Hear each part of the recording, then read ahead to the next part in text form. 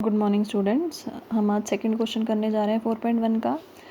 द्विघात समीकरण आपको समझ आ गई होगी क्या है। अब हम इस स्टेटमेंट को द्विघात समीकरण में बदलेंगे। जैसे एक आयताकार भूखंड का क्षेत्रफल कितना है 528 मीटर स्क्वायर। क्षेत्रफल की लंबाई मीटर में चौड़ाई के दुगने से एक अधिक है। तो लंबाई किस पे निर्भर है? चौड़ाई पे, कि चौड़ाई जितनी है उसका दुगना करना है और उसमें एक जोड़ना है तो लंबाई आ जाएगी। भूखंड की लंबाई और चौड़ाई ज्ञात करनी है। तो हम चौड़ाई मान लेते हैं x। तो लंबाई कितनी होगी? क्या पढ़ा है तुमने? चौड़ाई के दुगने से एक ज़्यादा, तो 2 से गुना और 1 बढ़ा दिया तो ये लंबाई आ गई। क्षेत्रफल कैसे निकालते हैं? लंबाई गुना चौड़ाई। तो हमने लंबाई को चौड़ाई से गुना कर दिया और क्षेत्रफल हमें दिया कितना है 528, तो हमने 528 के बराबर रख दिया। इसको गुना कर दो अंदर, x और x गुना होकर x की 2 हो जाएगा, ये 2 साथ आ जाएगा। x को जब 1 से गुना करोगे x आ जाएगा बराबर 528। इस 528 को बाईं तरफ ले आओ, 2x की 2 जमा x माइनस 528 बराबर 0। अब देखो यहाँ जो घात दिख रही है वो कितनी दिख रही है? 2। तो ये कैसा समीकरण है? द्विघात समीकरण। इसी का सेकंड पार्ट देखो। दो क्रमागत होते हैं, जैसे एक के बाद दूसरी, जैसे 4 के बाद 5 आ जाता है, 5 के बाद 6 क्रम में। मतलब ये नहीं है पहले 4 उठा लिया उसके बाद हमने 6 उठा लिया, ठीक है, ये नहीं बात कर रहे। मतलब एक जोड़ के जो अगली संख्या आएगी। तो इसलिए हमने 2 पूर्णांक ले लिए। धनात्मक है तो माइनस नहीं करना, x है दूसरा, हमने x जमा 1 इकट्ठे, मतलब क्रमागत, मतलब एक के बाद दूसरे वाला ले लिया। इन दोनों का गुणनफल कितना है? 306। तो इन दोनों को गुना कर दिया पूर्णांकों को और किसके बराबर रख दिया? 306 के। तो वही गुना करो, x को x से गुना करोगे x की 2, x को 1 से गुना करोगे x बराबर 306।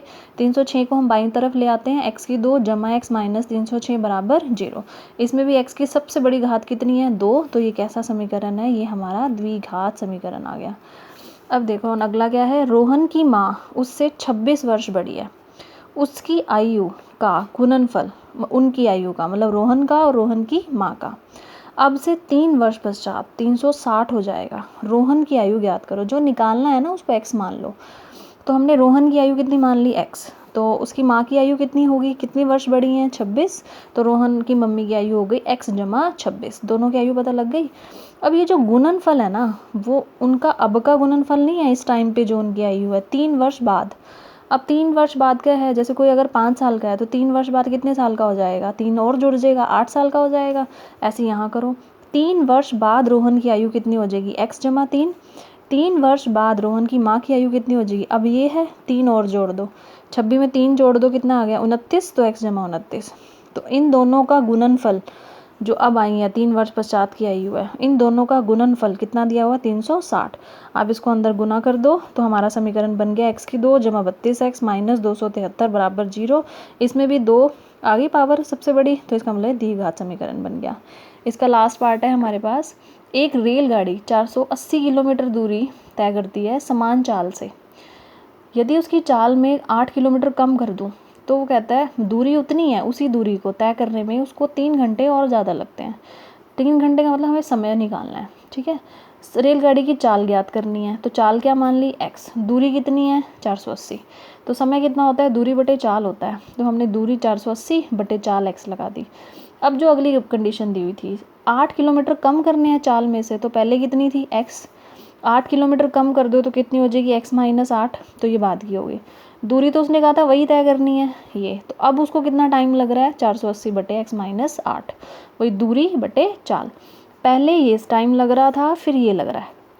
अब दोनों में क्या रिलेशन है? दिया हुआ है 3 घंटे ज़्यादा लगता है, मतलब बाद में उसको पहले वाले से 3 घंटे ज़्यादा लग रहे हैं। तो इसका मतलब पहले जितना टाइम लग रहा था उसमें और कितना जोड़ दोगे? 3 घंटे, तो वो अब टाइम लग रहा है। तो ये हमारा समीकरण बन गया। इसको सॉल्व कर लो, इसको इधर ले आओ बाईं तरफ।